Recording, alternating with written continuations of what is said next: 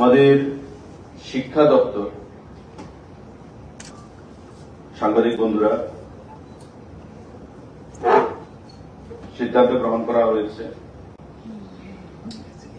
915 জন post graduate teacher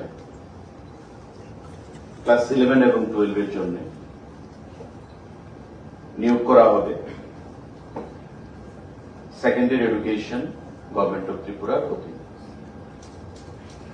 আপনারা জানেন যে আমাদের যে বিদ্যালয়গুলো রয়েছে তার মধ্যে একটা শিক্ষক স্বল্পতাও রয়েছে পোস্ট গ্রাজুয়েট টিচারের, এবং তার জন্য